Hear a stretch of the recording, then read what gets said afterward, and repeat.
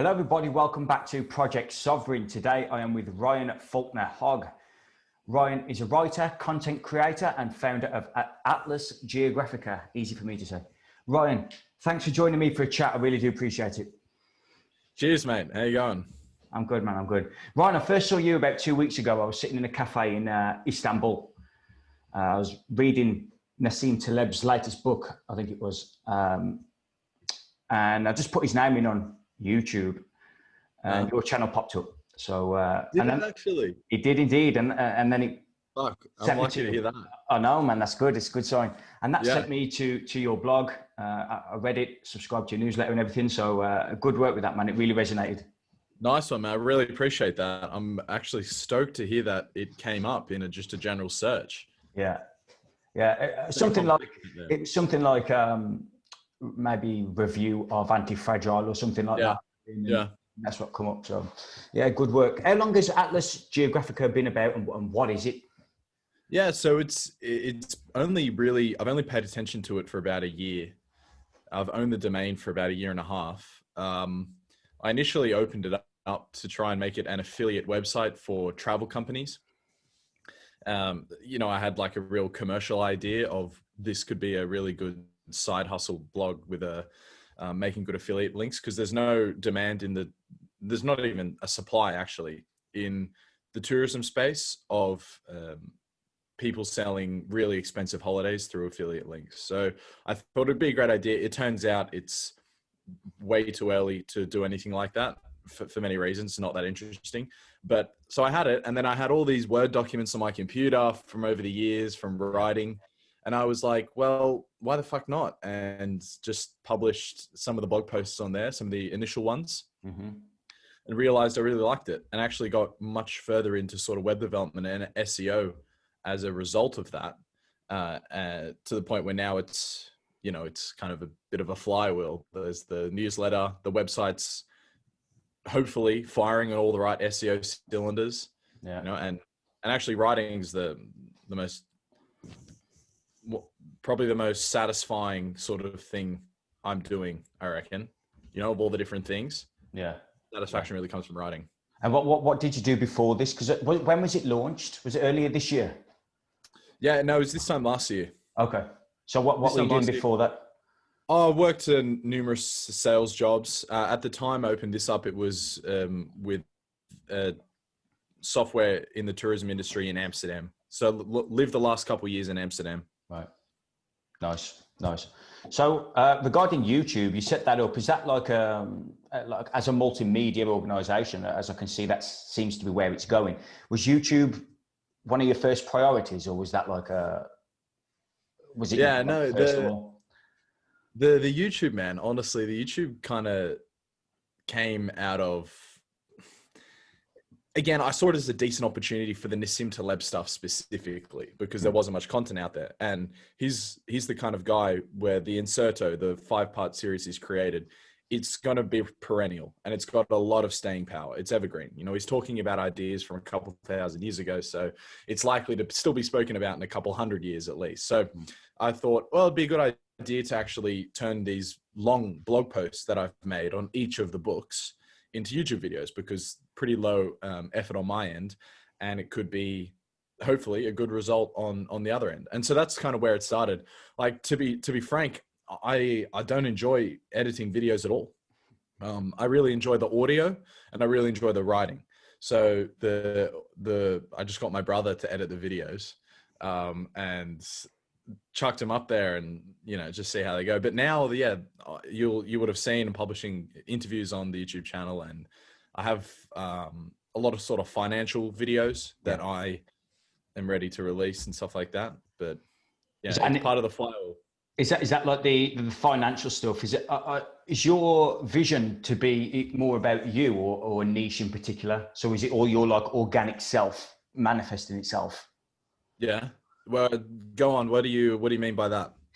So I suppose I'm sort of reflecting for myself, because I have the idea in my mind. I always question myself, do I niche down and really focus on something? So you mentioned financial stuff there. Do you just go down that route, or do you cover, you've got Nassim Taleb, I know he was in the financial world as well, but you do stuff on Carl Jung, which is obviously Mhm. psychology. I do a lot of psychedelic stuff and history and stuff like that. So I'm always wondering to myself, do I just focus on one and narrow down, or do I spread it across the whole, what I believe? And Yeah. you know what I mean? Right. Yeah, I do know what you mean. It's a question of how much do you want it to be a commercial success.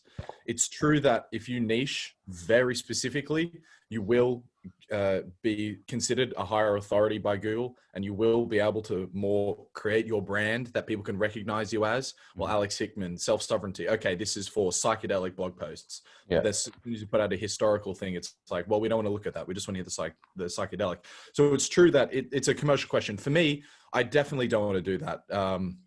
Just because I'd lose a bit of the authenticity at that stage. Like you said, you'd started with Nassim writing about Carl Jung. I mean, yesterday I published a blog post on ethos, pathos, logos, it's kind of the secret source of great speeches. And then this morning I was writing one about a story that I had in Choqquequirao in Peru. Like it's by me not niching down, it does come at the cost of the commercialization of the website, because it becomes way more general. If you look at any of the big guys out there, they are doing similar stuff to us. They are terrifically niched.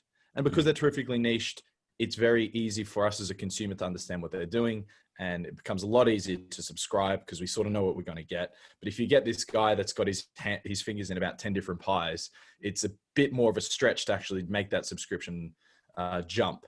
So then I think for me, something that I probably should have done is taken out the URL in my own name. So Ryan Faulkner-Hogg. So rather, instead of looking at Atlas Geographica, because it's like, what is this? If I only wrote about Nassim Taleb, you would know that Atlas Geographica is Nassim Taleb content. But because it's a bunch of different stuff, I think it's a little bit confusing. If I'd made the URL Ryan Faulkner-Hogg, then people would know they're subscribing to me. And then part of my, they're like, oh, I like this guy. And this guy likes all these different things. Someone like David Perel, for example, I'm not sure if you're familiar with him. Yeah. And that's what he's done terrifically well. Tim Ferris, terrifically well. So there's just, for me, I definitely don't want to niche down to anything too specifically. And it comes at the cost of how commercially successful the different, the website, the podcasts, and the blogs can be. You mentioned at the beginning that you sort of started it with a view for commercial success with the affiliate marketing and all that. Has that morphed into something different now?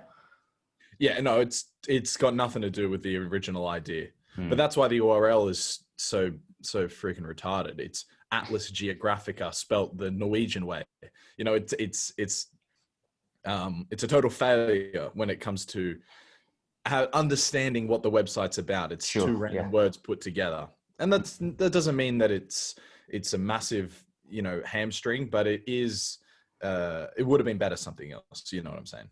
Yeah. And how's your newsletter going? I got my first one a couple of weeks ago, maybe last week. Oh, nice. No, I'm happy you got it. Yeah, the newsletter's going. I think all the content creators keep their newsletter stats really tight to the chest. I want to be able to figure out how I am going. But I'll maybe on a good day, I'll get maybe 5 new people join in. Which over time, I mean, that accumulates quite well. And with this content creating stuff, it is a massive slog. It's such a ridiculously competitive domain that you're going to be in the dumps for a very long time, regardless of your content creation. Then all of a sudden you'll start getting these disproportionate payoffs where, 10 subscribers took a month previously, and now 10 subscribers takes 10 minutes. That's kind of how it goes if you manage to break through that ceiling. But we're in a really competitive domain here. 1 million blog posts are written every day. Yeah, I heard that the other day. I think it might be for myself, actually. That's crazy, man. And if you're searching for these eyes in a non-niche domain, that's quite a difficult market to tap into, right? Oh, certainly, yeah. So I got about 250 subs. I had about 250 email subscribers about 6 months ago. And I released an online course. And my mate shared it, and for some reason, it just blew up in comparison to some other people. It didn't blow up, but for me, it blew up. And I got just shy of 2,000 off that alone. How'd you? Course, mate, that's brilliant. The email list is probably the best single connection you could you can create with your audience. So how did you manage to build it over that period of time? What do you do to promote it? Well, I shared it with what you might call an influencer. He wasn't much of an influencer, in all fairness, but he got enough traction. He got enough shares through Facebook. A couple of Facebook groups got hold of it and whatever, and were sharing it with their people in the groups. And that's where it just sort of a mini black swan, if you like, because I wasn't expecting it at all. It just come out of left field and just. Mate, to get 2,000 from 250,000, that's amazing. Well, I was fortunate. I mean, it's amazing, but you want a couple of zeros on the end of that, don't you? Have you been able to, I suppose, reaffirm the new people that have subscribed? You know, are they sort of sticking around? Are they opening up their emails? Are they clicking on the links in them and stuff? Yeah. We're looking around 45% opening rate, which I only send one email a week on a Sunday. And I put my four or five best things that I've come across in the week, including my own stuff, what I've shared on Facebook or YouTube or through my website. And that's it. The unsubscribe rate's minimal. I might get nice. That's really good. A week. So yeah. Do you know anything about making sure that the email doesn't end up in a spam folder? This is a problem I've been having. I feel like I'm getting about a 30% open rate, and I've made it very obvious now when people subscribe, like check the spam, drag it into the primary folder. I've been saying this, but there's really only so much you can hold a person's hand. The real solution would be to be able to just get your email provider to recognize that if someone subscribes, it's by definition not spam. Yeah. And somehow how to figure that out. You know? I'm a non-techie. I don't know about coding or anything like that. But my missus she's got a small digital marketing company. So she's reasonable with it all. And she got in touch with our email host. And she said to them, you need to make sure that these emails don't go to spam. What do you do? And it was something like you had to change the pop coding or something. Oh, but there is a thing to do. All right, that's nice. Maybe your girlfriend could tell me what she did. Yeah. I'll send her an email. That'd be nice. That'd be nice. Cool. So you got into Nassim Taleb. Let's talk a little bit about him. When did you read his stuff? Yeah, so Nassim, he came about beginning of the year. You heard of a guy, Naval Ravikant, before? I have, yeah. So Naval makes a big deal of Nassim. You know, he really kind of brown noses him at times, and I'm like, all right, well, let me give this guy a go, and picked up, I think it was Anti-Fragile. No, it was Skin in the Game, because he was promoting Skin in the Game, which was the final of the Inserto 5-book series that came out at the end of last year. So he was promoting Skin in the Game, and I picked it up and I was like, this is a really cool idea. I like Nassim. I like what he's about. You know, I go to his Twitter, and the first picture I see is him deadlifting in his living room. Miles. Yeah. I'm like, all right, this is a bit of an interesting character. So got into him a bit more, watched more YouTube on him before I tackled any of the books. But then was like, yeah, I really like this guy. And I was also pretty hungry for, you know, a bit of a mentor, even though I've never met the man, never communicated with the man. I'm sure you know how it is. It's like so many young men are looking for sort of a strong, firm, disciplined, masculine role model. And a lot of us they didn't really get that in the home, and they didn't get that at school, and they never got that around their friends. And so that's why the self-help scene is just so cult-like, because there are just so many men out there really desperate for this. Yeah. And I, you know, certainly was one of them. I latched on to Jordan Peterson when he became big, but then Nassim, and I was like, I really like this guy. Flew through his work to the point where I run a podcast called the Inserto and Nassim Taleb podcast. I'm not sure if you saw that, but again, it's kind of the only podcast that's doing this in his space. We should talk about that later as well, because that's actually the only thing I've done that's gotten sort of actually a lot of attention. But I was like, these are great ideas. And just went through, but that's how I discovered him, through Naval Ravikant. I know I sort of babbled on a bit there, but that's how I discovered him.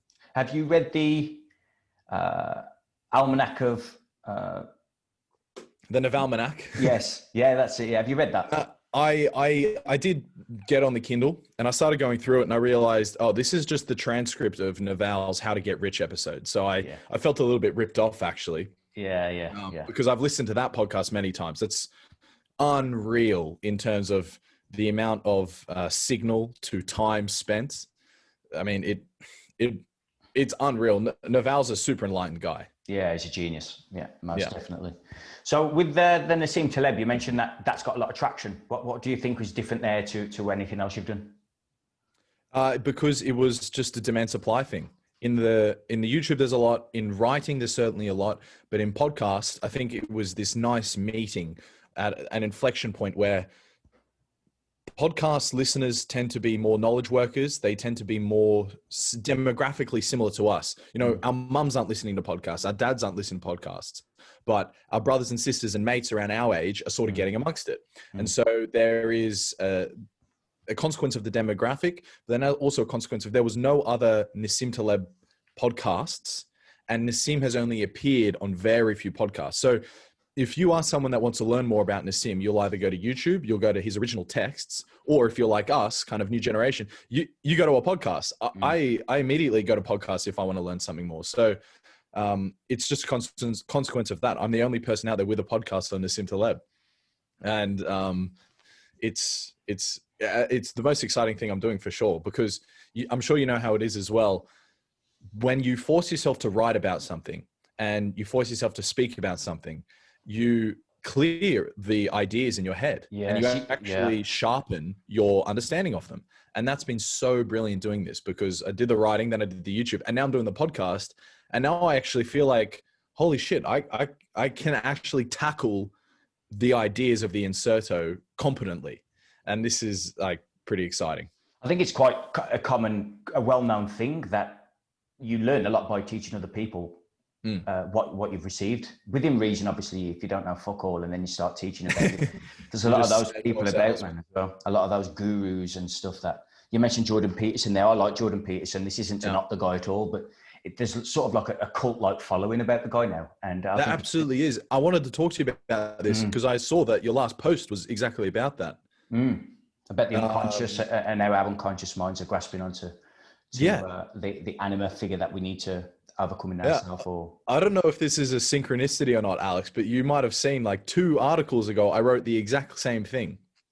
No, I didn't read that, mate. No, I did. That's a synchronicity. So it's it was called "Is Jordan Peterson Taking Us for a Ride? 12 More Rules," and I basically said I came to the same conclusion that you did. People are projecting the father figure onto Jordan, and Jordan Peterson knows this. Actually, I shouldn't speak definitively. I would think Jordan Peterson should know this, since he is a clinical psychologist. He's gone to hell and back with Jung and Nietzsche. Like he should recognize his position within the culture and his inability to acknowledge it and to tell his followers that he is no longer their shepherd. They must move on to others. Is a disservice, and seemingly just in the service of commercialization, selling more books, more courses, all the 12 yards. And it does make me question as well. I know that he had a difficult time with what happened with his wife and whatever, but when you get addicted to like pills and stuff, and then you're writing 12 rules for life and telling people how to live, there's an incongruency there somewhere. There certainly is. And I got quite a lot of pushback on that point exactly, because on Twitter I made a go of it, and, you know, just to sort of create a bit of attention, I suppose. And people were coming back, well, if I chose my books based on something bad the author did, I'd have no books on my bookshelf. And I'm like, it's not a very good equivalent, is it? I mean, if I'm sitting here and I'm trying to sell you self-help and I've just come out of rehab, you need to have a middle ground where you discuss why the rehab comes about, where you kind of justify to the world why you have an authority still. Because it was very clear. 12 Rules for Life was one of the best-selling books of 2018. It was very obvious Peterson had an amazing authority. You know, he genuinely could say to you, this is good for your life. His authority's gone now. And something I said in the article was, it seems like the hunger for Peterson, the hunger for the masculine role model, the anti-PC guy in the culture, the hunger is still there. And so the question has to be asked, well, then how effective was Jordan Peterson? Did he actually fulfill what he intended to fulfill? And he's coming back now, and seemingly he's heard the people that are diehard for him are more happy than ever, and they want to see more of the old Peterson. And the question really becomes like, what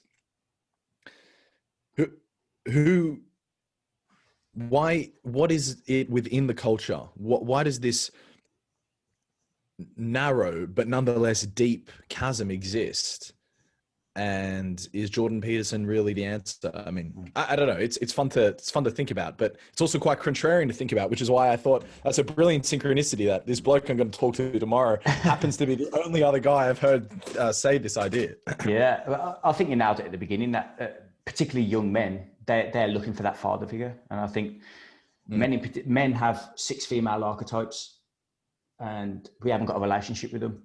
It's not just a masculine problem. I think it's a feminine one within the man. The animal's out there searching for everything to fulfill ourselves and make ourselves whole. And that the animal within us, I think, is projecting onto Jordan Peterson and others. I mean, I've done it with loads of people all the way through my life. It's not just Jordan Peterson, right? But I was a professional sportsman. I used to do it with David Beckham and Ronaldo and all these people. You do it. It also helps you to grow and ascend and whatever else as well. But sometimes you have to take that inner gold. Robert Johnson, a Jungian analyst, you have to take that inner gold back and claim it for yourself rather than keep projecting it onto them. It's yours. You're just putting it out there for the time being. And then when you're ready, you need to go and get it. Now, Jordan Peterson to me he seems like the Christ figure. So you have Jesus Christ that's created a religion. Well, he hasn't created a religion, but people have created their religion around Jesus Christ. Yeah. And once you make that an ideology rather than a myth, there's a big fucking problem. And Jordan Peterson now seems to be an ideology. He's not a part of a personal myth anymore. It's an external issue that people need to now overcome, like Christianity or all the other fucking major religions. Exactly the same thing. It's almost a little bit tripe, isn't it? How clear his hero's journey is. And how, I mean, you say he's like Christ-like figure. I mean, people are definitely making that leap, and they're happily making that leap. And that feeds into the story of Peterson is one of, actually, no, I don't want to go down that route. I'm sure you feel the same. I fucking do like the guy. I think he's tremendous. And he was the founder of, I think, the founder of what's known as the intellectual dark web as well, wasn't he? And you've got like Weinstein and all those people. Yeah. Now I think Eric Weinstein was the guy who gave it the name. He coined it. So that's been funny, isn't it? How that's sort of fallen apart in the last couple of weeks. Have you seen that? No, tell me more. So Dave Rubin has pretty much completely flipped on his politics, which everyone has a right to do. I've saw that for the last 2 or 3 months. To be fair, I mean, I think Rubin doesn't have much going on upstairs, and he's a bit dull to listen to. But I'm not sure if it's fair that he gets as slated as he does for flipping on his politics, because everyone's got the fucking right to flip on their politics. The question is he does he actually mean what he's saying? Whatever. It's pure speculation. But because of what's happened to Dave Rubin, I think, and he was like Jordan Peterson's right-hand man. Like Sam Harris is sort of, he officially exited the intellectual dark web on a podcast recently, you might have seen. And then Eric Weinstein came out and spoke about it as well in another podcast, and Joe Rogan sort of separated himself from it, and Ben Shapiro doesn't want to be a part of it. And so it's kind of, it's kind of, gone. And to be fair, it's probably a good thing. It's another sort of tribe to latch onto, isn't it? Yeah. I mean, people got to individuate. We don't need tribes to justify ourselves. Yeah, that's something people don't want to do, though, because it takes responsibility and courage, and that's vastly missing in the world. Living in the nanny state, I don't know what it's like. Where are you in the world at the moment? Well, I'm in Stockholm. You're talking nice. about nanny states, but I'm from Australia. Clearly, you might have heard. Yeah. I mean, the UK. But tell me a bit about yourself. Like I read your about me on self sovereignty, but you know, you're a professional athlete and you're clearly into the what do you say, the woo woo corners of the world. Oh yeah, I mean, I am as well, not as a yeah. I'm into that, but I'm very wary of actually pulling it out there as woo woo stuff. I only talk about stuff that I've experienced. I don't talk about like, you know, fucking moving into the fifth dimension, all that bullshit. Do you know what I mean? I'm trained in shamanism with European shamans and stuff like that. And it just took me a journey from professional footballer or soccer. It took me from there to who the fuck am I now? I don't know who I am anymore. My identity's completely gone. Is that because your identity was this footballer who does what footballers do? Yeah, I was just that guy, the guy at school who, you know, played football. Me and another lad were the best at football forever, all the way through school. All the dream was, let's play football. I did reasonably well at school, but nothing, you know, out of the ordinary. And then signed a professional contract, and then that got ripped away 12 months later. And that was it then. I was like, oh my God. Why did it get ripped away? Performance-related injury? Performance-related, psychology, mentally couldn't handle it. Right. Yeah, weak. But it was just that's my myth, you know, and that's part of who I am now. If I wouldn't have gone through that, I wouldn't be the person sitting in front of you just talking about stuff that I find far more meaningful and fulfilling than kicking a bag of air about, right? Yeah. So I don't resent it or anything. It makes me who I am, and now I just love writing and reading and studying and sharing that with everybody else. That's about it, really. I've got no idea about technology. I just blag the life out of all of it. Like I struggle to get on Zoom half the time. Very, very average guy. Very average. It's good you got your digital marketing missus around. I mean, did she do the website? Because your website's really well done. Thank you. Yeah, she did. Yeah. She did. I mean, I'll set up the company. I'm an investor as well. I invest in stuff. I made a lot of money from real estate over the last 8 to 9 years. So I can invest into different companies and cryptocurrencies and stock market and whatever else, a bit more speculative.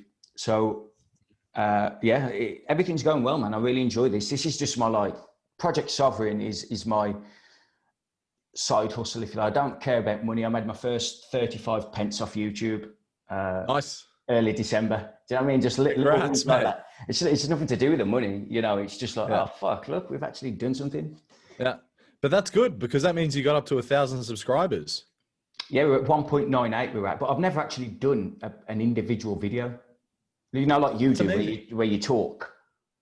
Yeah, how do you get subscribers then? Podcast. So like this, I'd share this.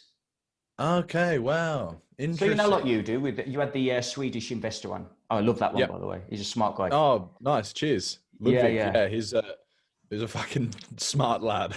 yeah. So I listen to that. I just share things like that. And I've got a private group on Facebook who it's very close knit, and it's very like I'll share something every day. And it's like I love it. You know, Raving Fans. Have you read that, Ken Blanchard? No. So it's about like getting a very small amount of people who really get what you do and really encourage you to do things. They'll buy off you rather than having 10,000. You might get 1%. You have 1,000 fans and 50% of them will buy. Right. Yeah. For example. Yeah, that sounds of 1,000 True Fans, Kevin Kelly. Yeah. That's it. Yeah. Very similar stuff. Yeah. So that's me, man. There's nothing special here at all. I mean, I'll just cling on to the works of most of the people, to be honest. But I like what you said, that I just like reading and writing and putting it out there. It's that's a really, it's very simplified, but I really like that because I'm trying to also describe why I like doing it or what I like to do. That's pretty down the line. Like reading, like listening, like then writing. And if you can fucking set up a lifestyle around that, I mean, that's pretty bloody magnificent, you know? I think it's important as well for us as individuals to know our limitations. That I'm never going to be a basketball player, a professional basketball player. And a lot of these people, particularly in the woo-woo stuff, it's like, oh, law of attraction this and law of attraction that. So I can do anything I want. So hang on. If I can hold your horses. Let's know our boundaries and our limitations, you know. Yeah. So yeah, law of attraction, that all stems, that ideology of gurus on a stage, very Eastern, is like a Gnostic principle, Gnosticism, which is live for your next life, don't live for now. Go to the gurus, sit at the feet, and sacrifice yourself for your heaven. And that's a Gnostic principle that we're living by, and I think it's one of the most toxic ideologies that we've got in the West. I think it stops individuation. It stops that process, and I think that's why Carl Jung struggled with Christianity a little bit. So you've done a lot of work. Do you want to say more about that? How Gnosticism came to the West? I've never heard of this before. Yeah, I can do. I mean, what we have to be careful of is that you have to separate Christianity and Gnosticism. No, people think Gnosticism means knowledge, right? Gnosis, knowledge, which it does. But the overall idea of Gnosticism is that you sacrifice yourself to the greater good and you live for the afterlife. You don't live for now, which naturally manifests a hatred of nature, because nature's here and now. A hatred of the human body, hatred of the flesh, which is why we get a hatred of sex, issues around that, and you know, it's manifested in other ways as well now. But so, I mean, it's a Middle Eastern thing, obviously, of Israel and everything. That's where Gnosticism, essentially it was Egypt, where all these religions come from, Judaism and whatever else, with the 18th Egyptian dynasty. That's where most of this stuff comes from, and Pharaoh Akhenaten. I don't want to go into too much detail with it, but yeah. And it's bled all the way through. And I think what we're going through right now into this technological age is a collapse of that. So all this is like a big shitstorm. Now, we've seen a political leaning to the right, it seems. Yeah. And I think that is away from the socialist ideology of sacrificing yourself for the greater good. And I think that's an end to a Gnostic ideology. Does that make sense? Yeah. I've gone off there. Yeah, no, it's, I mean, I'm following. I'm interested. I want to ask you a question. It's a bit of an unfair question and pretty hard to answer, I'm sure. But like, what is your worldview? You know, because going through self-sovereignty, I'm trying to piece it together. Me too. You know, I might be, you know, in terms of philosophical influences, probably Nietzsche and Jung, you know, like most boys out there. But Aristotle, the Seneca, Marcus Aurelius, things like that. But go on. Because it seems like you're talking about ancient religions, ancient mythologies, ancient ideas. You just brought up ancient Egypt again. I was on your site and I was looking at the courses, and it was the ancient history course. I mean, yeah, I'd just like to hear a little bit, if you can. I know it's a fucking difficult question. Yeah, Matt, it's fucking huge, because quite frankly, as I think Taleb would agree, most of our history is fucking bullshit that we're told. Most of it is rubbish. Yeah. So the ancient history webinar that I put together was very basic. I think I did it back in April, and I was like, let's pull a webinar on and see who's interested. Do you know Helena Blavatsky? No. She wrote The Secret Doctrine, and Isis Unveiled. Rudolf Steiner? No. German philosopher. So a lot of it was their work combined and sharing an alternative history that we don't talk about in the West. Now, if you go to the East, they talk about 26,000 years, sun cycles that all human beings have always gone through. It's like an intelligent design, if you like, 25,920 years. And as we go through that cycle, every 13,000 years, say for simplicity, we enter from the Golden Age, we go down to the Iron Age, and then the Iron Age back up to the Golden Age. So take it with a pinch of salt, take it for what it is. But I just shared this information with people who have never heard it before.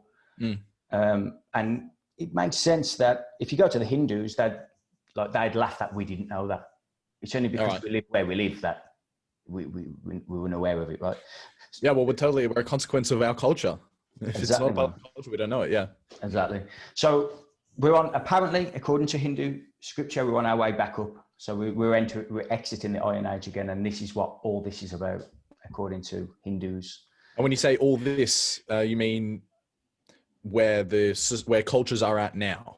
I'm talking about like the mass upheaval in society at the moment. Everything is just completely up in the air, isn't it? No one really understands what's going on. We can predict until the cows come home, but no one really knows, do they?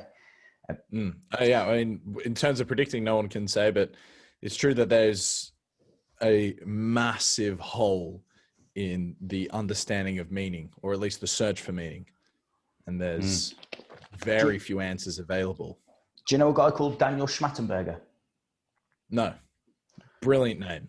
Oh, it's a monstrous name. And his language Schmattenberger. Schmattenberger. His language is phenomenal, but you have to really fucking concentrate on him, man.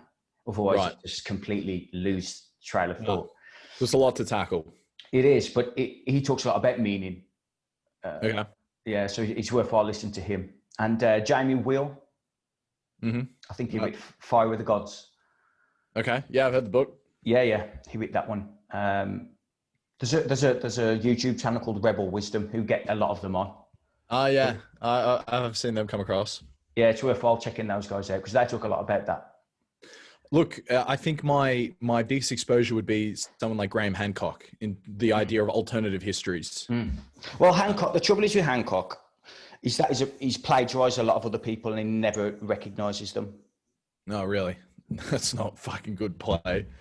Like Immanuel Velikovsky talks a lot about like an ancient flood that wiped off the majority of human beings on the planet. Flood? Yes. Yeah. Now you hear that of Graham Hancock, and I know with certainty that he got that from Velikovsky, with certainty, because he's even written it the fucking same. And he never mentioned his name. So it's just, it's just things like that that just put me off Graham Hancock. And I know he's got ghostwriters as well. He's a huge commercial success. Yeah. But there you go. You know, if people get stuff from him, then he's doing his job, I suppose. And if he opens the eyes of people to an alternative history, then he's doing his job. Yeah, that's true. That's true. Let's talk a little bit about investments and everything. Are you an investor yourself? Yeah. What do you invest in, if you don't mind me asking? So pretty much I try to stick to value investing. I don't have the capital to get into real estate. So over the years, for the last 10 years, I've been doing it. 10 years, is that fair? Yeah. I probably made the first investment when I was about 16. Stocks, ETFs, that's pretty much exclusively it. Right now, I've got Ludwig, the interview I did, he put me onto 2 really good Swedish companies. My ETFs are Asian Tigers. It's a beta shares ETF, but it basically has indexed the best tech companies out of Asia that isn't China, so the tiger economies. Yeah. I've got gold exposure, crypto exposure, bunch of Australian companies. For instance, I bought after the first dip. So I missed the bottom of the market thinking that we were going to go down again. This is when COVID hit. But I probably bought most around June. So there's been quite a, nice surge in the market since then. But basically stocks and ETFs, I would love to get into real estate, but like I said, just don't have the capital for it. I'm flirting with the idea of placing my first ever short on Tesla. Nice. I don't know if you saw a couple of days ago the memo that was leaked. Did you see that? No, I haven't seen it, no. So Elon sent a message internally, and he was basically just saying, it's amazing how good our stock price is, but you should all know we only have about 1% profit margin or 1% profitability. I'm not sure what it was.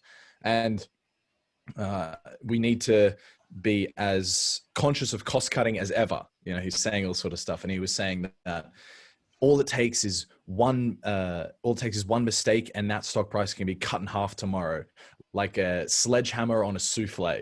That's what he said. Okay. And then Michael Berry, famous for Big Short fame, he comes out and goes, all right, I'm officially placing this short on Tesla because, it's pretty plain and clear that the stock is ridiculously overpriced. Now, that doesn't mean that it's necessarily going to be then corrected by the market, because there is so much Elon hype that keeps the stock growing. Like, there is enough. It's like this viral network marketing scheme, Elon Musk companies. It has been separated from the actual value. So Michael Berry came out announcing he's putting on a big short. And I was like, well, if Michael's saying it, maybe it's a good idea. So, but I'm tossing that up. But yeah, that's essentially what the investing is. I want investing to work. I want it to complement the lifestyle. Because it'd be great to make income from Atlas Geographica, the YouTube, the podcast, whatever. But you can only really make outsized returns from having a little bit of an equity in something. So I emulate Tim Ferris a lot in this idea. He built out a ridiculous network to the point where he rubs shoulders with the future angels, the future angel companies. And so it's like, that's what I'd really, really love to dip my toe in a bit further. Ludwig, for instance, he's doing this, right, with these Swedish companies. And so that's what it means to me. I mean, another ambition I had, I'm just fucking freewheeling here, so stop me if you want. But another ambition I have was to try and figure out a new exchange for coffee commodities. The commodity coffee, because a lot of these commodities are priced based on whatever the future contracts are on the commodities market, and it fucks the farmers. It totally fucks them. And you just kind of wish that there was a better way. But that's kind of end of life stuff. You need crazy influence and wealth to do something like that. But I'm just like putting it out there as an ambition. It'd be cool. Yeah. So why did you say you haven't got into real estate? Capital, purely capital. I'm not sure if you've met many Australians or if you have many that listen, but they'll understand what I'm fucking saying. It's like written into our DNA that we need to own land. From day one, it's always been save so you can make an investment one day. Always been that, and therefore that's written into me. I'd really want to be in real estate, but quite frankly, just can't afford it. Yeah, I was very fortunate to fall upon an Australian guy called Rick Otten. Rick Ott? Rick Otten.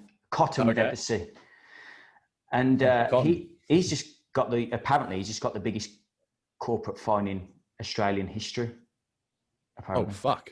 Yeah. He's dead proud of it as well. He thought, I might as well fucking go for the whole lot now. Proper entrepreneurial. And he taught me all about options and contracts and all that. So that's how I first got into it. I just started using option contracts in order to acquire real estate. So, and then when I read Taleb stuff, he talks a lot about optionality and using options. I think was it Taleb? What was it, Taleb and the grapes or something like that? That's a story where he put an option on a plot of land. He waited for the grapes to grow and made a fortune and give the land back or something like that. I'm not familiar with that one, but Taleb does speak about optionality endlessly. Yeah. So it's very, so, all right, yeah, I'm doing something right. But it was an Australian dude who taught me how to do that. He wrote a book called How to Buy a House for $1. Might be worth getting a copy. Yeah, sounds about right. I bet you did it all in the UK, your real estate investing? Yeah, we've got one property in Turkey, which is why I spend time out there, but the rest is in the UK. Okay. But I've got an ambition to buy a property in every continent in the world, other than probably, Antarctica and whatever. But mate, that's a fucking cool ambition. It's not difficult, man. It's not difficult. Most of it's. I want to get different passports as well. Like to become a nomad. Basically, you can have passports in numerous different continents in the world. So is he Mrs. English as well? Half Italian. Okay. Do you have access to the Italian passport then? Maybe. Possibly, but in Greece, because they're just fucked in Greece. They reckon if you put 200 grand into the economy, they'll give you a passport. They'll give you a citizenship. Basically, yeah. Legends, mate. I think talk about incentives. Estonia and Georgia are similar. I think you can get. Is that a fact, actually, mate? You'll be seeing all the wealthy Asians do that then, because you get a European passport. Exactly. Yeah, and Brits because of Brexit, you'll get a lot of Brits doing it as well. Yeah, go on, Greece. I like that. Yeah, well, they need something because they're on their backside, aren't they? Yeah, fucking guys. I really like Janice Barafakas. Have you heard of him? No. He was the former economic minister or finance minister, one of the two, for Greece when Greece voted on the referendum to leave the EU or not.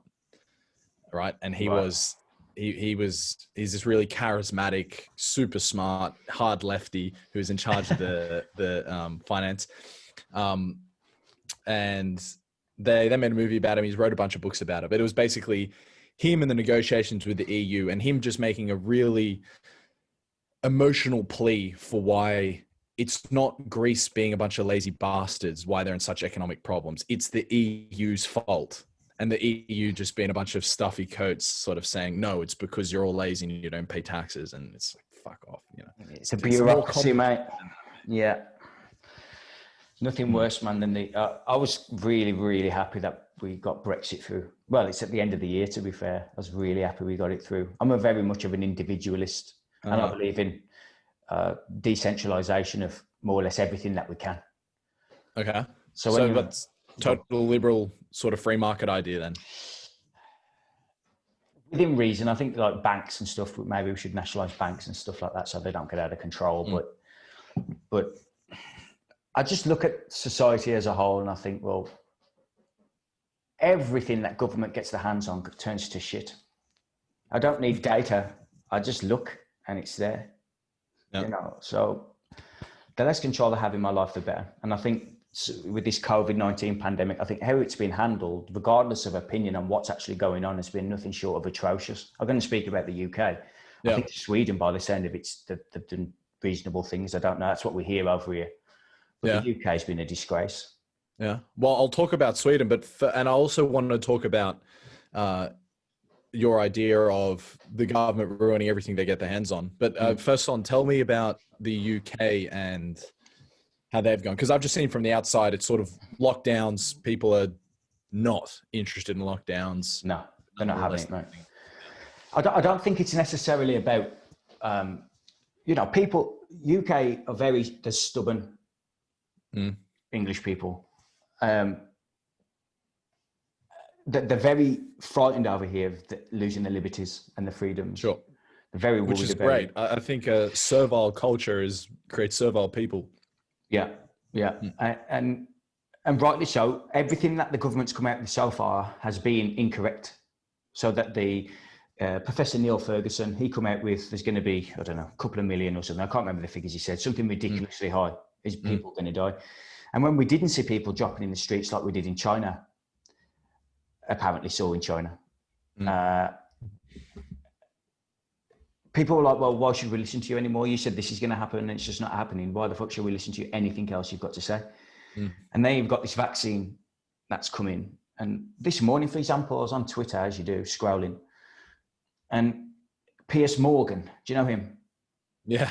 Fucking hell. On Good Morning Britain, he's posted something, right? And Matt Hancock, who's the health secretary over here, crying on camera, saying, oh, I'm so happy we've got a vaccine. He's giving it to a guy, 84, called William Shakespeare. And I'm thinking, come on, man, this is a fucking comedy sketch, man. You're having us on here. This is Yeah, you're having them on. And I'm very wary of falling into the conspiracy path as well, because most of that's fucking bullshit. I'm not saying conspiracies don't exist. I'm sure they do. But, man, that was a comedy sketch. You could have put that on Comedy Gold and it would have been a hit. So why should people believe them? There's people are marching down London, Birmingham, Manchester every other week now. So I'm in the Young to Live By Discord. I'm not sure if you're familiar with Young to Live By. Your audience might be. So they're most of them are English. And then there's a lot of chat about people getting arrested for protesting and so forth. And the overarching theme, the way I see the universal government incompetency when it comes to COVID is a bit of a Hanlon's razor. It's just the simplest explanation works best, and it's just the fact that, or is that Occam's razor? Hanlon's razor is don't attribute to malice what you can attribute to stupidity, and I think that's what's. Okay. I think that's a much easier explanation because the governments are the best people don't rise into politics and rise into government. They go into other things. Yeah. And so it's just a simple case of incompetence. And it's just a case of individual failure because they have control over very large systems and can create enforced lockdowns. And it's just, so then rather it being malicious and evil, I more see it that way. But I'll talk to you about what's happening here in Sweden is they have, over the last few weeks, like much of the rest of the Northern Hemisphere, had the worst numbers since the beginning of the virus, because it's getting cold and so forth. Yeah. And people are dying all the time and no one wears a mask. People look at you weird if you're wearing a mask. I mean, I'm probably part of them. Like, you're sort of looking around and the gyms are still open. Nothing's really closed. People are working from home, but it's optional. My girlfriend still goes in the office on a Monday. It's kind of like,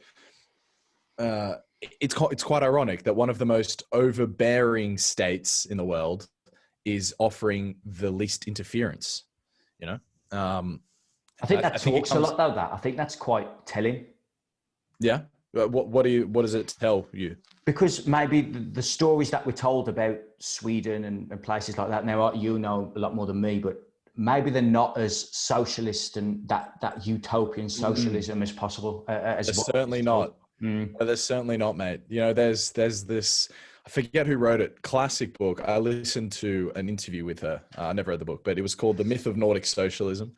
Right. And I myself, I have an ambition right now to sort of write a little bit of a book about Sweden. Basically, it's true that they have a socialist system where people pay ridiculously high tax, because it's true you pay stupidly high tax. But the culture isn't like what the Soviet Union was or what Mao China was, where people relied on the state for things. People are extremely individualistic in Sweden. They are really individualistic. They hate paying taxes, but they do it nonetheless because they love Sweden. There's like the individualists and the nationalists. That's the other thing. Like, these Nordic countries are nationalistic, man. The amount of visceral hatred between Sweden, Denmark, and Norway and Sweden, it's so palpable. It's the same as Australia and New Zealand. It's even more, and I'm just like, well, this doesn't fit into the cultural social narrative. It's true that you pay ridiculously high taxes, frustratingly high taxes. But I have to say, the other side of that is, and this is what I wanted to say before about a totally liberal economy and liberal free market economy. That makes sense when I think there is no moral consideration to be made. Because this is my worldview. To be hyper individualistic makes sense for yourself and your family and the people you love. That's true.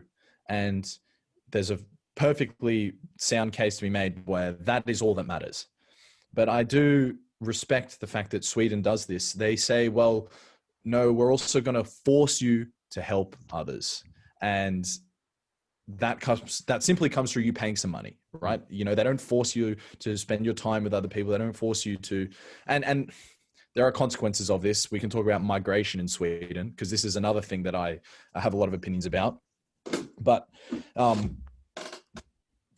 like that moral consideration where it's like, you wouldn't give this money to us so we can then redistribute it to poor, sickly people if we didn't make you, but we're going to make you. And I don't know. That's kind of where I fall on that.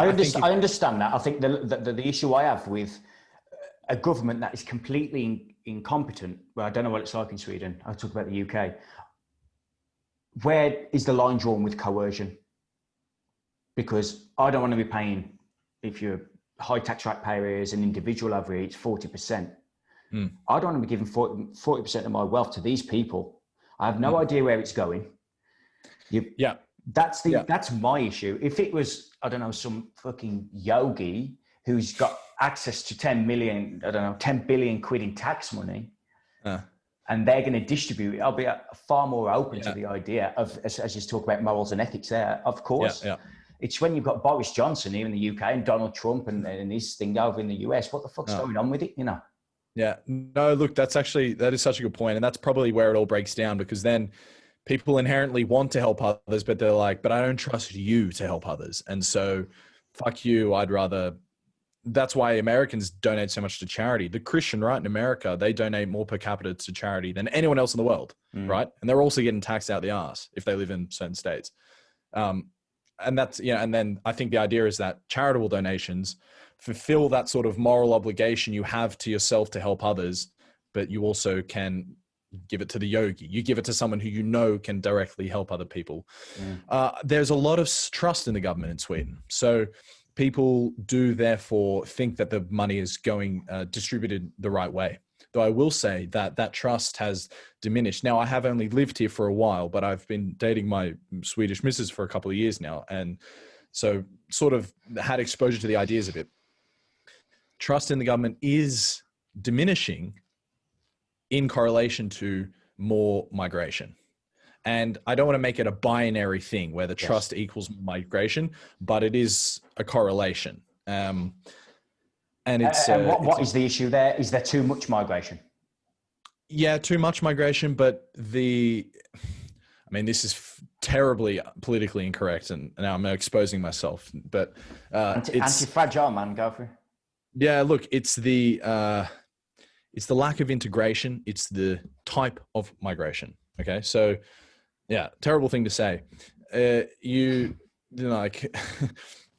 I think it was 1 million people over the course of the last 10 years. And so that's 10% of the population. They went from 9 million to 10 million people. Most of them Syrian Afghanis, a lot of Africans, and mostly Islamic. It doesn't matter where they're from. It's the Islam part. Actually, I should make that fucking point very clear. Doesn't matter where they're from. It's the Islam part. And Sweden has this it's kind of inexplicable because I don't really understand it. But they sort of say, we want you to live here because we know that we're offering you a much better life, but we don't really want anything to do with you.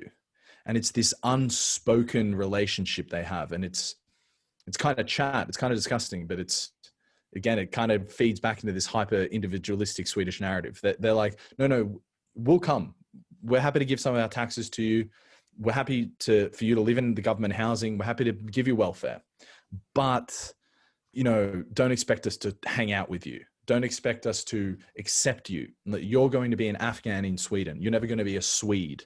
Okay. So obviously you make statements like this. It's very sweeping and it's not, there's outliers everywhere. There's a lot of different. One of the guys I go to the gym with, he is an Afghani and he came over when he was a kid. Right. And he's a terrific guy. He's a Swede. Like he's a fucking Swede. But then again, there's a bunch of suburbs. It's kind of the classic story in any big city with a lot of migration, though. There's a lot of suburbs and it's like exclusively Islamic migration. And you have, I'm exposing myself here, Alex. Maybe I shouldn't so much, but basically. Listen, man, these are conversations that need to be had without losing our shit with one another. We can get to the root of problems here and solve issues. We need to grow up as a society, to grow up and have these discussions because in particular, the politically correct left, what I see playing out in the UK and I think in the US as well, they are stopping human progression by just shouting everything out as politically incorrect, cancel culture. If you can't say things like this, which to me, you haven't offended anybody, there's no offending going on here. It's just a general, to me, that's true. What you've just said to me, that's true, but I appreciate that's only my worldview and your worldview.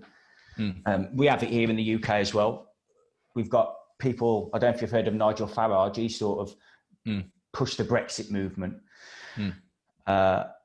He stands there on the coast and like videos boats coming over from Calais.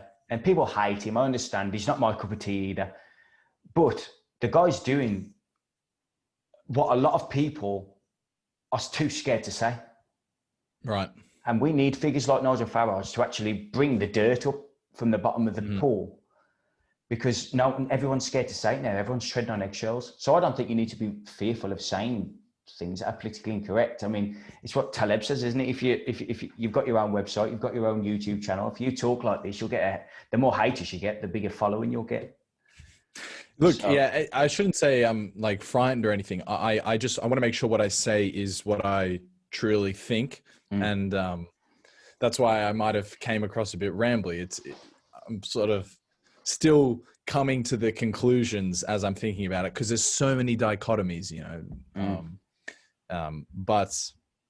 But yeah, I mean, you are right. You shouldn't be afraid of saying it.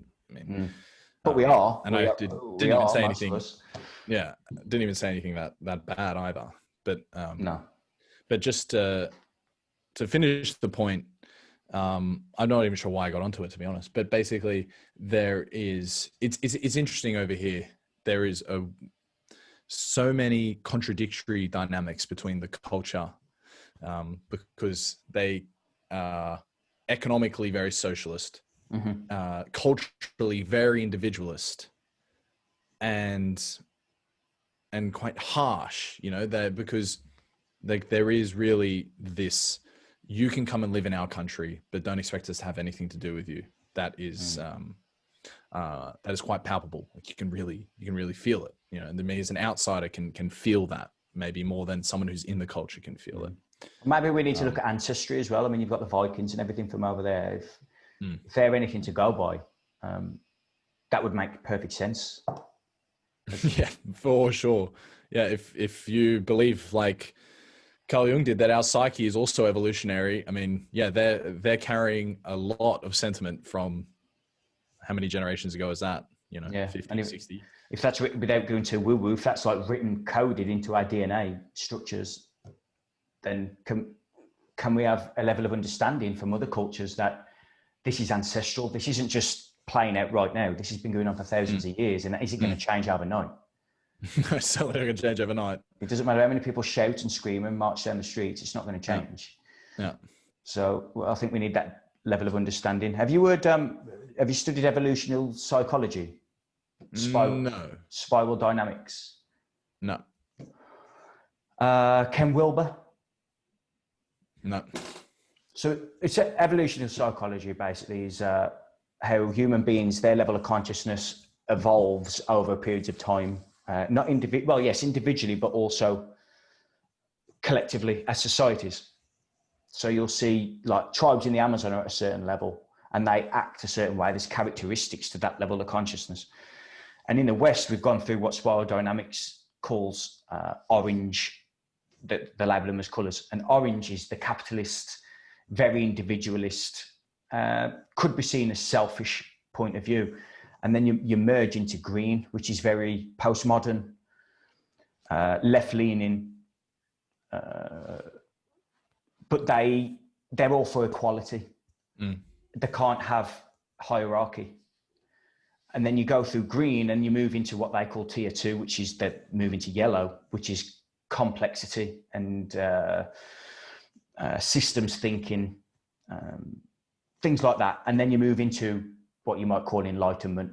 So as a society at the moment, according to spiral dynamics, we're merging into green, which is postmodernism, left-wing politics. We're coming out of the capitalist stage and moving into that. But I just thought I'd mention that because it does give a broader picture rather than getting lost in the detail. It gives a broader picture of what might be happening in society. Does it say anything about time spans for each of the periods? It does. Well, it went over that historically, it gives it examples, and they get shorter and shorter as it spirals up.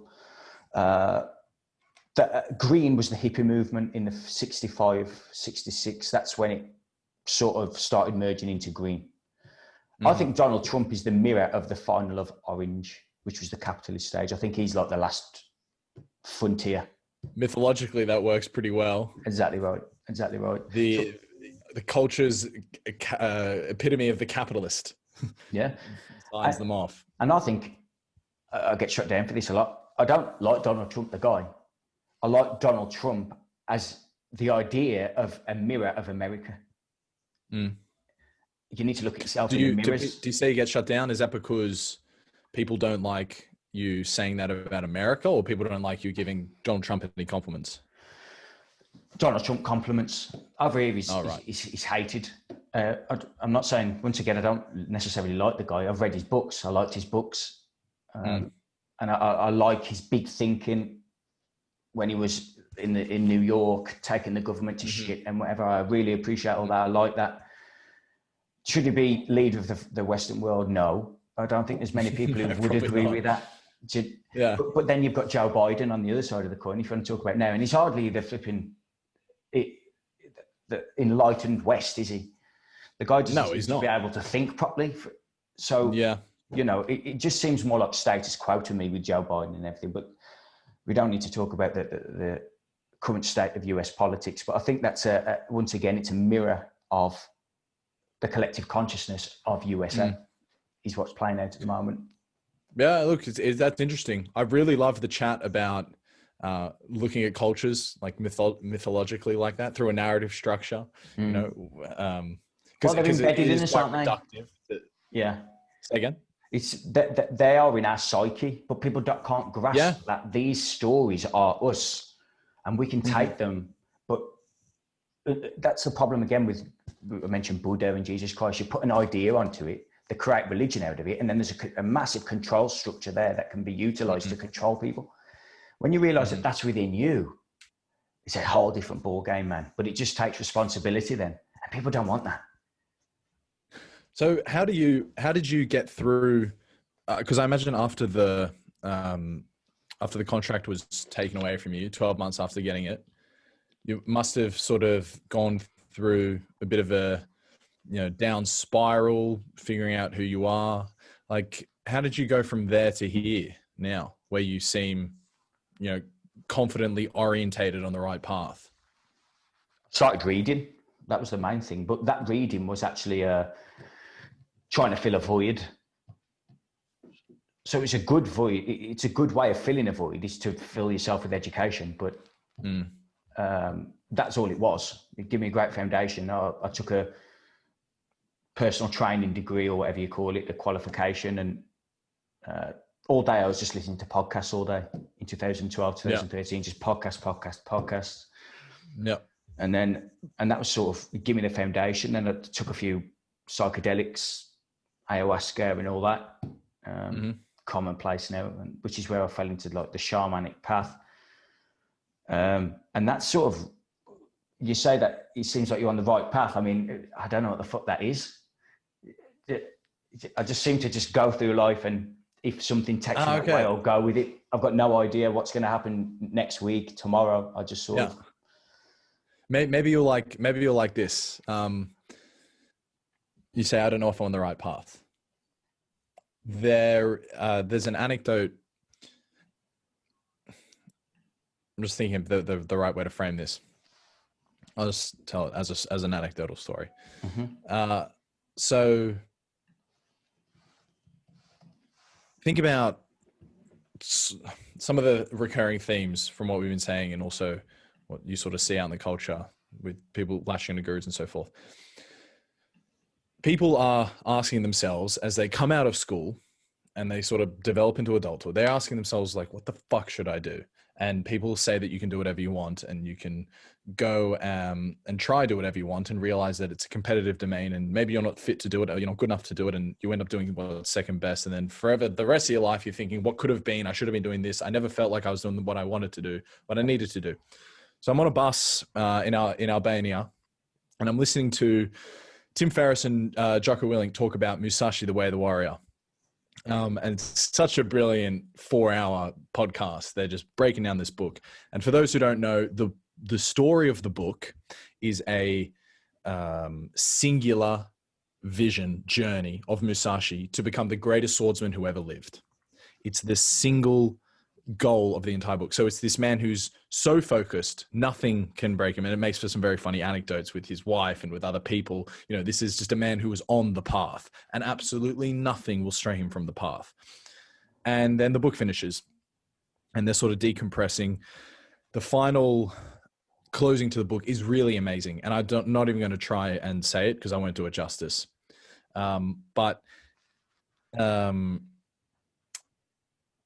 Yes, they're decompressing, and Tim Ferriss goes, Well, because this is in the context of Musashi, the way of the warrior, the singular vision, being on the path. Tim Ferriss goes, this is a man who's extremely successful by most objective measures.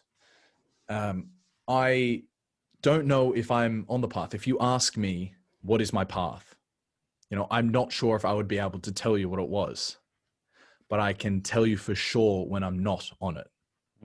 And this was a real light bulb moment for me, because I'm there desperately trying to figure out, well, what the fuck should I be doing? What makes me happy? What's also going to fulfill my ambition? What's going to make my parents happy? Like, you're trying to do you're trying to run all these different complexities through. And when Tim Ferriss said that, it made so much sense to me, because I was like, oh, I know when I'm on the path, because you feel like you're on the path. Yeah. You know when you're on. You don't know what it is, but you do some things, you're like, that's not it. You do some things, you're like, that's definitely it. And then it reorients you more and more down the right way.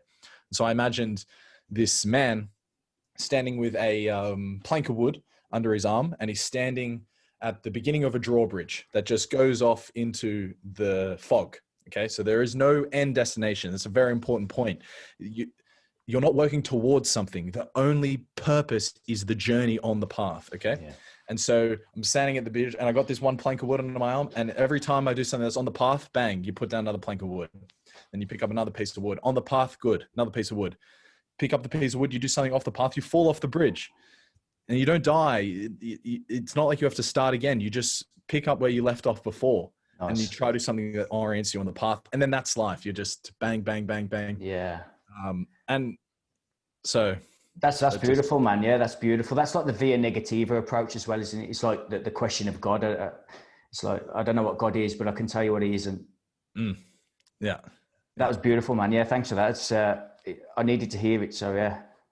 You should totally, you and everyone listening, it's episode 100 of the Jocko podcast. It's worth your time. Yeah, cool. Mythology, you seem quite big into mythology. Do you know about the Grail myth and stuff? Have you studied that? I'm hesitant to say I know a lot about it, but I mean, I definitely dabble. I've got a bunch of notes, actually. I'm ready to make a whole podcast on Norse mythology, so I can talk about that. Yeah, let's talk about that. But if you just talk about, Carl Jung and Eric Neumann and Joseph Campbell, I'm familiar with myths from this level. So, but I like the idea. I mean, you bring up the Grail myth. Yeah, it's the journey. It's not about actually getting the Grail. The whole point is finding the Grail and searching for the Grail. It's like individuation. Individuation is the Grail myth. You can never fully individuate. That would make you Buddha or Jesus Christ. Like, you cannot fully individuate. But by being on the path, on the Grail myth, on the path to individuation, that is, that's as close as you can ever get to be on the right individuation path. Yeah, I agree. I read. Have you heard of Robert Johnson? He, she, we. Yeah. No, I haven't. He's a Jungian analyst, very famous. I think he passed away 2012, something like that. Okay. And it was a phenomenal book. It was about masculine psychology, called He, H-E. And he talked about the Parsifal myth. You know, Parsifal, that he's like the Joker, if you like, in the Grail myth. And talked about the essential story is that the clown or the Joker inside of us, the child that's still residing within us, is the healer of you as a man. You need to bring that back out. That's the essential story in about 2 lines. Okay. It talks about a bridge as well, and we cross the bridge, and sometimes the drawbridge comes down and hits the back of your horse and you fall off. Oh, mate. Yeah. I love those synchronicities, Yeah, check it out, man. Stories in all of us somewhere down in the deep depth of the unconscious. So I've got a book on Norse mythology as well. Shamelessly, I haven't read it, but it's fucking about that thick. It must be one of the famous ones, otherwise I wouldn't have read it, to be fair. So tell me a bit about that, what you know about it. No, I just tackled the Penguin edition of Norse mythology, So it's the earliest translations, forget the guy's name, some Icelandic dude from the 1500s, 1600s. This is the earliest written translations of the Norse myths we have. But as you know, the Vikings lived the year 500-600 AD. So there's still a lot of time between them. But it's the English translation of this Icelandic translation. And yeah, it's just the myths as they run. And I read this and made notes purely out of interest. This is years ago, way before I even heard of who Carl Jung was, and Eric Neumann, Joseph Campbell, and the hero's journey, and all this sort of stuff. And I just liked it for kind of the stories of it. I think it's such a fascinating worldview. You know, the depths of creativity, the way that as a Norseman, you're living up here in fucking dull Sweden, mate. It's tough to live here if I don't have all this, good technology around me. But they explain their entire world, but they explain it so elegantly, and they create a real warrior culture. But it's not warrior in the sense of bloodthirsty and war is good and killing is good. It's just a culture of it's a mythology that teaches the Ubermensch values as closely as you can come to it. Like, you should always be taking on responsibility. You should always do what's hardest, because this will then free you from all your problems, like that. And that's an interesting theme that runs through it. Some of the most simple things like that can change, especially as a young man. Just a little thing like that can change your entire outlook on life. And that's what it did for me, mate, things like that. Imagine if you're growing up and your heroes are Thor, Odin, Baldur, Loki, like Fenrir. These are noble, but also extremely sort of aggressive, disciplined, powerful. These are the sort of role models you want to have. And I actually, today, there's a podcast on the Nassim Taleb podcast is going to be released, and it's about anti-fragile and Norse mythology. Nice. Okay. Yeah. So the great thing about Nassim Taleb and his ideas, you're familiar with the Lindy effect, right? What Lindy is? I'm about to get through that in anti-fragile, but I am aware of it. Yeah. Okay. Yeah. So, and to the listeners at home, if you know, but, the reasons Nassim's books are so good and they have so much staying power and they're, perennially going to be selling is because he's talking about ideas that have been around for thousands of years, right? So the ideas are Lindy within the book. And so therefore anti-fragile is one of them. What doesn't kill me makes me stronger, live dangerously. And you're like, okay, well, where have I seen this before? And I was like, I've fucking seen this before. This is riddled throughout Norse mythology. Riddled. Okay. There's a story. I'm not sure if you want me to say it or not now. It might take a bit of time, but there's a story of one of Odin's sons, Baldur. Yeah. And in fact, I mean, do you have the time? Actually, I didn't ask you. Go for it, man. Yeah. I've got until, what's the time now? I've got until about 1:45. So we've got 25 minutes. Okay. I'll give the skinny version. Maybe I could even plug my podcast if anyone's interested. Go for it, man. Please do. The Inserto in the Nassim Taleb podcast. So Baldur, favorite son of Odin. Okay. His other sons is Thor and Loki. He is the most beautiful god, the most powerful god. Like, people love him. Everyone's brown nosing him day on day. And Odin's like, well, I don't want my favorite son to die. So he goes around the cosmos and makes a deal with everything that they cannot hurt Baldur. Okay. So he makes a deal with the water. Now the water cannot come, steel, the wood, the fire, everything. And by the way, a bit of a tangent, but this actually mirrors the Buddha mythology quite well as well. And you'll see for yourself why. So Odin goes around, his father, makes it so that Baldur is essentially infinitely robust. Okay. Nothing can kill him because no cosmos nothing in the cosmos can harm him. And his fucked up mates, because they're a bunch of big Viking boys, like they want to sort of fight and stuff. They start hitting Baldur with the swords. They're firing off arrows. They're pushing him off cliffs. They're fucking around with him because he can't die, and it's quite a bit of fun. And then Loki comes in, the source of all disorder in any Norse mythological story, and he goes, yeah, well, I'm not having any of this. And he somehow, because he's very cunning, figures out that mistletoe was the one thing that Odin overlooked. And so mistletoe, because it's this harmless, it could never hurt anybody. It's this totally weak material. Loki figures this out, and Loki throws mistletoe into the direction of a flying arrow. The arrow hits Baldur. He dies immediately. Okay. So why does this have anything to do with anti-fragile? Baldur is supposed to be infinitely robust. And the whole point of anti-fragile is you want to improve from disorder. There's no point being perfectly robust, because if you're perfectly robust, you never improve. Now, you might be able to withstand a lot, but you need to be improving. And so, because if you're not improving, you're dying. And so, as what this great little story just shows is the power of anti-fragility, the power that you need to have disorder to improve in your life. Because Boulder would have been better off if he had not been made invincible, if he had not been made totally robust, and if he had been forced to hurt sometimes and to go through difficulty sometimes. He never would have been in a position where an arrow is flying his way with some mistletoe tipped on it. So it's a beautiful like little thing, and it's perfectly anti-fragile, because it hits on what is fragile, what is robust, and then what is anti-fragile. Yeah. Nassim could have freaking pulled this out of and created anti-fragile from that alone. Yeah. So I thought that was brilliant. And then furthermore, what makes the Vikings so powerful in battle? Well, it's anti-fragility, because they're fighting for a seat in Valhalla. Whether it's true or not, this is what they, to their core, believe. To their core, like they want to be in the halls of booze, and rightly so. That seems like a good place to go. So these guys are, they go into battle, and they know that if they die more gloriously in battle, then they're more likely to go to Valhalla. So they would rather 1 versus 100 than 2 versus 100. They want the difficulty. They want the worse odds, and therefore they perform better because it's more glorious. And that's anti-fragile as well, because what doesn't kill you makes you stronger. And so, that's the skinny, basically. That's beautiful, man. Yeah. So where can people find that? What was the podcast called? It's called the Inserto and Nassim Taleb podcast. Right. Okay. I'll put that in the show notes anyway. Nice. Yeah, that'd be nice. Yeah. And did you know that Loki is where the Christians got Lucifer from? Is that a fact? I did not know that. It is indeed. Yeah. You won't hear that in Christian tongue, but that's where it comes from.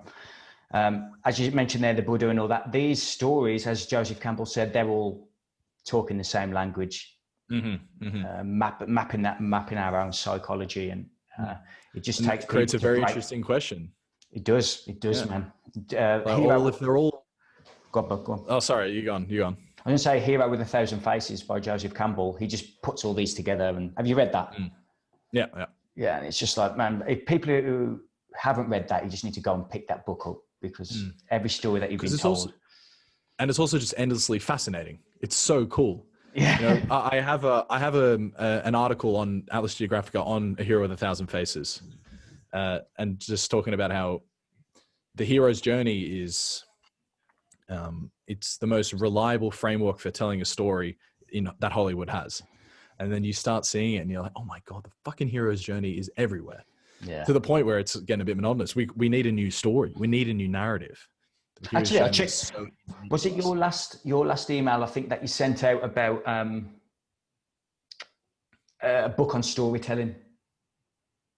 Yes, that's a great one. Yeah. What was the book called? It's called Story Worthy. It's got nothing to do with myth. This is just a guy who it's called the Moth stand up. It's a live storytelling thing, and he's just wins it all the time. He tells very, very compelling stories, but not from amazing experiences. He would be able to tell you a very compelling story about a trip down to the grocery store, right? So that's what that book's about. And I wrote a story based off what I learned on that, trying to see if it was any good or not. I'm not sure. How did you find that? Ali Abdal, actually, one of your countrymen. Yes. He recommended it fucking yonks ago, and I picked it up. Thought it was good. Just on Kindle. It's a short read. It's really good. Okay, I'll have to check that one out. Do you review stuff on your website? Do you put book reviews and stuff on there? You mean to fund? Did you say? No, reviews, book reviews. Reviews. No, not necessarily. You could technically say that all my Nassim Taleb ones are reviews, but they're not. They're not really reviews. They're more summaries. They're more just expanding on certain ideas from it. I think I have tried writing a book review. I think it's a really hard thing to do. Have you ever tried doing it? I do book notes. Do you find it difficult to do like a review? Yeah, I do. So that's one idea. So have you read That Power by Robert Greene? No, I haven't. Okay, so I do all that, can you see that on the camera? It's like... Yeah, I got that. Post-it notes and all that shit. And then I'll go back through them where I've written the margins, and then ones that still appeal to me at the time, I'll then put those book notes on my site. Okay. So people don't want to read the books if they're too lazy or whatever, or they Yeah. can just read the notes. That's it. And then they can make their own summary off the back of that. Nice. It's a good thing to do. Where do you see Atlas Geographica moving forward? I know you mentioned that story about the bridge there, so maybe you've answered it yourself, but have you got any big visions?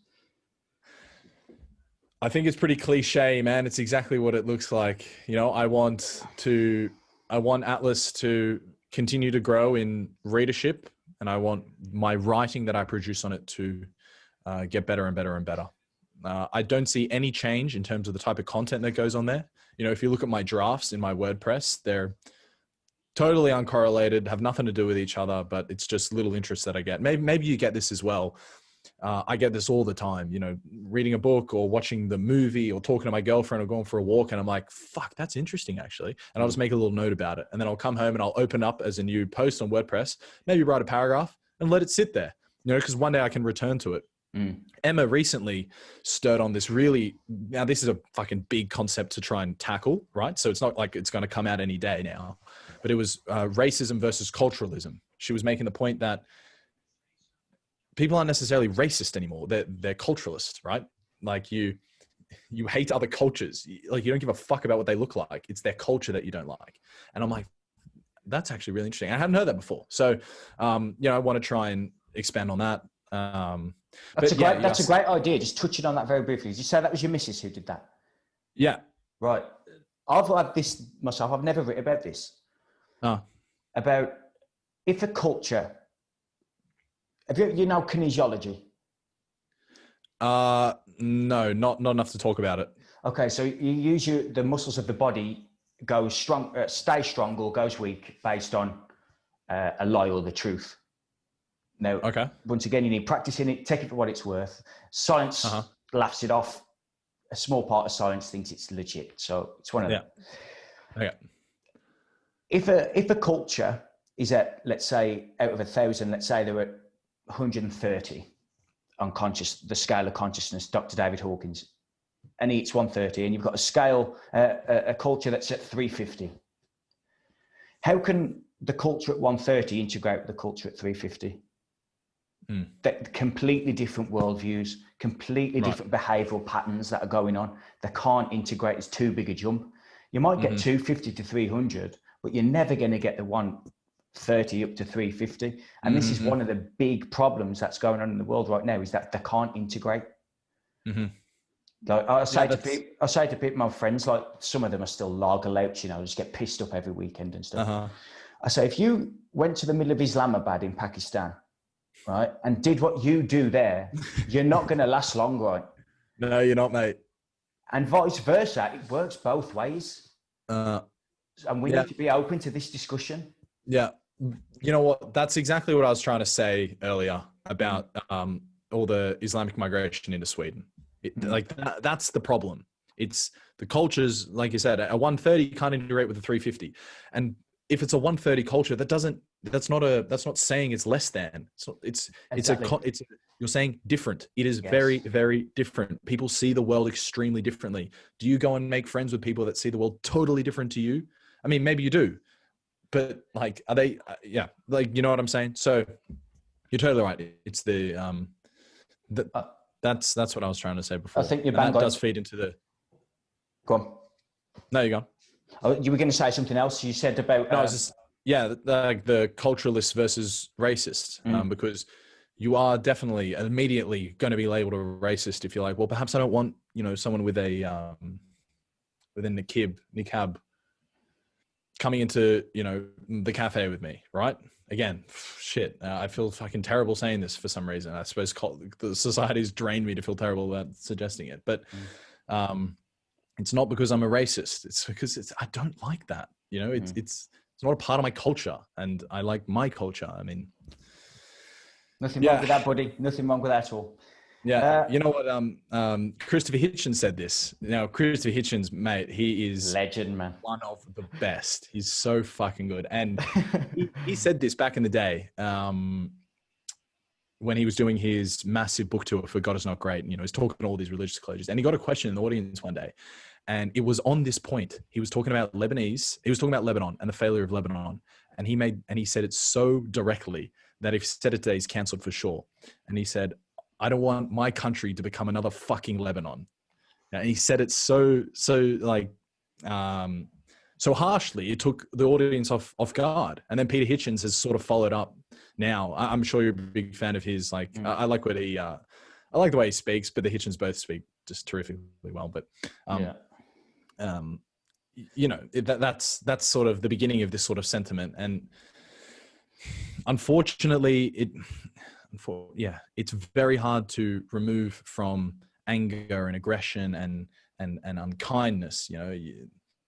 Unfortunately, I'm not sure we aren't, us in the West as well, we aren't so enlightened to be able to deal with these problems elegantly. Exactly. Yeah. And that's a real problem, Definitely.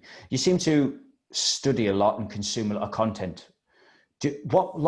How do you figure out your day in terms of writing and maybe if you're reading or something? How do you differentiate? How do you structure your day to make that happen? To be fair, very unstructured. I should be more organized when it comes to this. So I run an SEO agency here in Stockholm. So that actually takes up most of the time.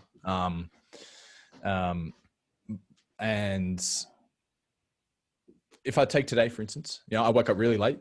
I went to bed really late, and I wrote a little bit on the article because I felt like it. I went for a little walk, and now I'm talking to you. After this, I will do some work for HFH. That's it's the SEO agency here in Stockholm. And tonight, it's Tuesday night. I might do some stuff. Honestly, I might not. At the moment, I have the liberty to sort of just go as I feel. And if I start not doing a lot, I feel guilty, and then that's enough to make me do a lot more the next day. You know what I mean?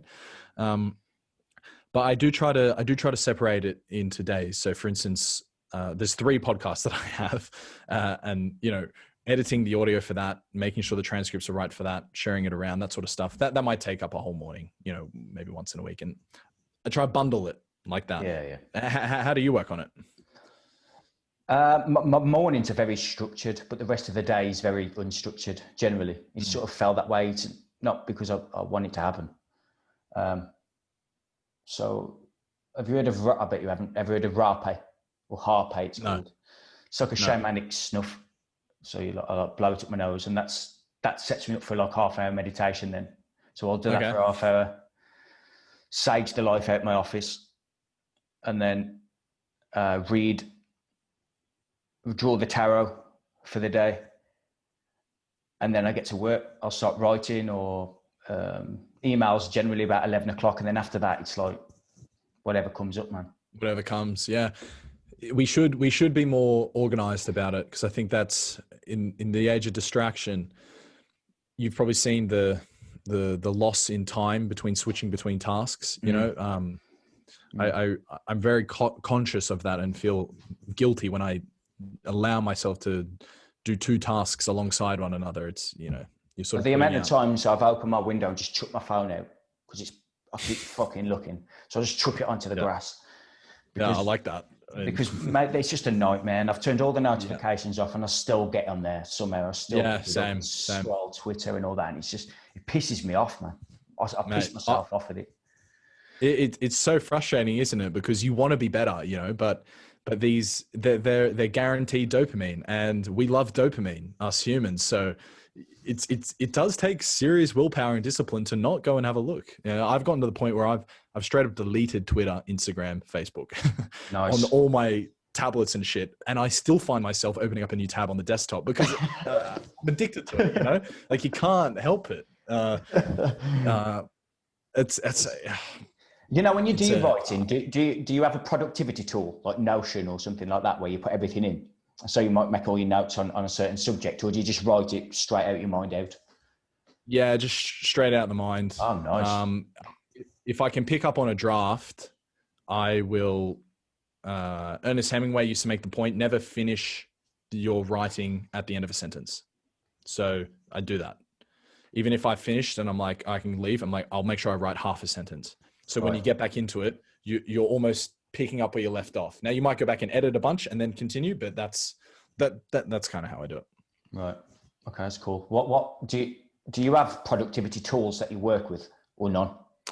No, not really, actually. Right. I mean, not at all, actually. I do like the productivity gurus, you know, like Ali Abdaal, Tim Ferris. But I don't know if I've ever actually applied anything they've said. No. Are you into the productivity a lot? I was like 5 or 6 years ago, but like Ali Abdaal's only come onto the scene the last 18 months or so, really, and he's really took off. Really taken off. Eh? Oh, he's done brilliant. Do you know Nat Eliasson? I think that's how it's pronounced. Nat Eliasson. He's good. He's been a blogger since 2013, 14, I think. His stuff's really good. And he put me onto something called Rome Research. And that's it now. I've just got a one-stop shop. I just use that for everything, which is basically it's like a neural network. And you just put all your notes in, you tag everything. And then everything you've ever tagged under that name, you can just click on the tag and it'll all just come out. So if you write my last article on the unconscious mind, I've written 5 or 6 notes on articles I've read or books that I've read, Carl Jung books. I'll write them all down on the unconscious mind. I'll click unconscious, and everything that's ever been tagged on unconscious just spits itself out of me. So then I just look at it all and just take bits out. Do you know? Yeah, that's really good. That's really good. I actually, now you said that, I do something similar, just way less organized. I said when I'm walking around or watching TV and stuff, I'll make a note. I'll make them in the iPhone notes. And then as soon as I get to my computer, I'll take out all those notes in the corresponding folder in my WordPress. So it actually all sits in my WordPress. Right. Is it Ryan Holiday, the Stoic guy? Yeah. Just like Stoicism.